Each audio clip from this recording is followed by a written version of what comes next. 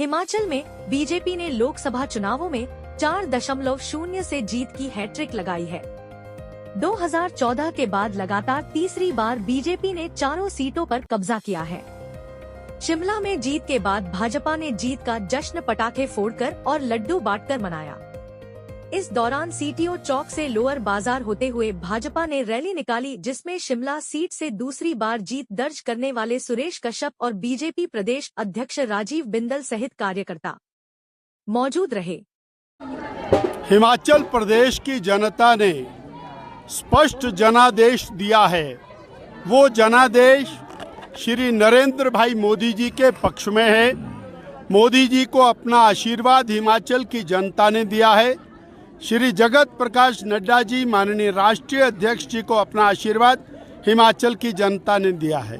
दूसरी ओर हिमाचल में कांग्रेस की सरकार 1.5 साल से चल रही है। श्री सुखविंदर सिंह सुक्खू जी के नेतृत्व की जो सरकार है, उसके खिलाफ हिमाचल की जनता ने स्पष्ट जनादेश दिया है। कांग्रेस की सरकार को नकार दिया, सुखविंदर जी की सरकार को पूरी तरह रिजेक्ट कर दिया है।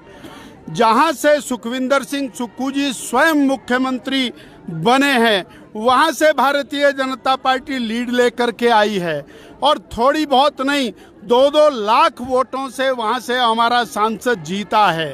उप मुख्यमंत्री जहां से है, वहां से भारतीय जनता पार्टी को जीत और बढ़त मिली है। इसलिए हिमाचल की जनता के जनादेश को मुख्यमंत्री जी स्वीकार करें और तुरंत अपने पद से इस्तीफा दें। उनके मुख्यमंत्री बनने के बाद ये दूसरी बड़ी हार है। पहली हार राज्यसभा के अंदर चारों खाने चित्त हुए मुख्यमंत्री, दूसरी हार 4 की 4 सीटें हारे मुख्यमंत्री। कल तक खूब जोर से बोल रहे थे चारों हम जीतेंगे। इसलिए रही बात उपचुनावों की, हमें बहुत खेद है, मुख्यमंत्री जी ने लोकतंत्र हनन की सारी सीमाएं पार की। हमारे लाहौल स्पीति के विधायक, उनके घर पर डोजर चलाया, 1 बार नहीं 3-3 बार चलाया, झूठे मुकदमे दर्ज किए। सुधीर शर्मा जी के घर को चारों तरफ से 550 पुलिस कर्मियों ने घेर कर रात दिन सायरन बजाए, उनको डराया धमकाया, घर में फोर्सेस भेजी।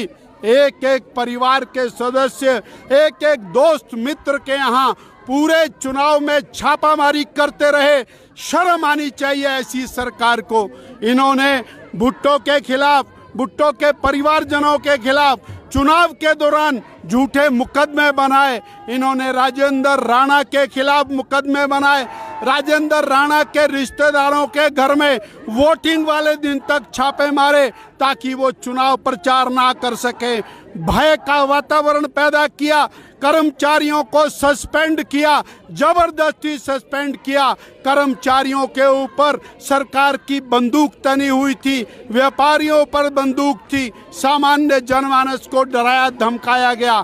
अगर उसके बूते पर इन्होंने कोई 2-4 सीटें जीत ली हों, फिर भी हिमाचल प्रदेश के 68 विधानसभा क्षेत्रों के अंदर जिस तरह से भारतीय जनता पार्टी को जीत मिली है, यह हिमाचल की कांग्रेस सरकार के ऊपर जबरदस्त तमाचा है। 400 पार का नारा था, 400 पार का नारा था, वो उस नारे को भाजपा ने भारतीय जनता पार्टी स्पष्ट बहुमत के साथ सरकार में आ रही है। भारतीय जनता पार्टी और तीसरी बार लगातार सरकार में आ रही है। 1960 के बाद यह पहला अवसर है जब कोई प्रधानमंत्री तीसरी बार सत्ता में आ रहा है। और कांग्रेस की हालत क्या है, उनको अपनी हालत पर थोड़ा हंसी आनी चाहिए। वो बोलते थे कि हम सरकार बनाएंगे, वो तो 100 से नीचे 90 पर खड़े हैं, कहाँ सरकार बनाएंगे, अभी भी दावा कर रहे हैं। अरे भाई, अब तो मान जाओ, जो जनता ने जनादेश दिया है उसको तो मान लो, फतवे को तो मानते हो आप, जनादेश को भी मान लो।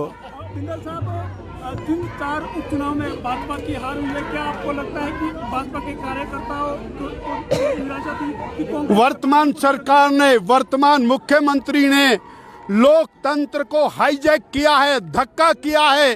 चुनाव को उन्होंने जीतने के लिए पूरी तरह से अलोकतांत्रिक तरीकों का इस्तेमाल किया, सरकारी मशीनरी का दुरुपयोग किया, उसके आधार के ऊपर उन्होंने और मेजॉरिटी को हाईजैक करने का प्रयास किया है।